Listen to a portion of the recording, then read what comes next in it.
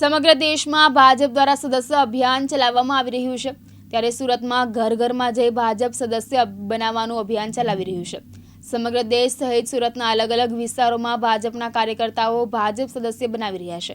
પ્રધાનમંત્રીએ ભવિષ્યનો road plan અભિયાન અંતર્ગત ઘર ઘર ભાજપ સદસ્ય બનાવવાની કામગીરી હાથ ધરી છે, ત્યારે સમગ્ર દેશમાં હજારોની સંખ્યામાં ભાજપા સદસ્ય બનવામાં આવી રહ્યા છે।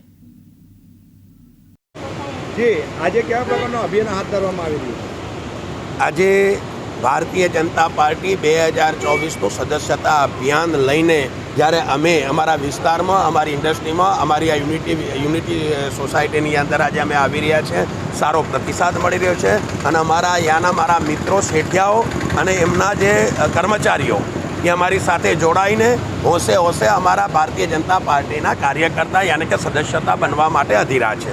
આપ જોઈ શકો તો આ બધા જ અમારા વર્કર છે, અમારા કર્મચારી છે, એ મારી સાથે લાઈનમાં ઊભા રહીને પોતાના મોબાઈલ લઈને એ લોકો અમારા સભ્ય બની ગયા છે।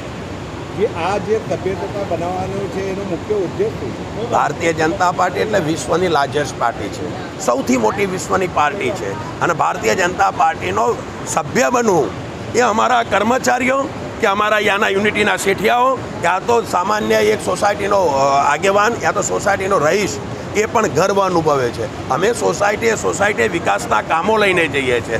ગુજરાતને એક મોડલ બનાવ્યું છે નરેન્દ્રભાઈ મોદીએ અને એ રસ્તે અમે ચાલી રહ્યા છે, તે લોકો અમારી સાથે છે, લોકો અમારી પડખે છે અને ભારતીય જનતા પાર્ટીની વિચારધારાને લઈને લોકો આગળ અમારી સાથે આવે છે, અમને સહયોગ કરી રહ્યા છે। મોદી સાહેબનું આ વિઝન લઈને અમારી સાથે બેઠા છે। પાર્ટીને આનાથી કેટલો લાભ થશે?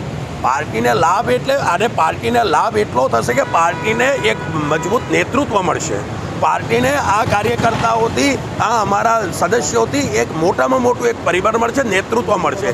વિશ્વની અંદર એક મોટી પાર્ટી તરીકે ભારતીય જનતા પાર્ટી આજે ઉભરી આવેલી છે, એને સમર્થનના રૂપમાં લોકો આવી રહ્યા છે અને એને એનું બળ મળશે, નેતૃત્વ મળશે। મુકેશ ગુરાવ, દિવ્યાંગ ન્યૂઝ, સુરત।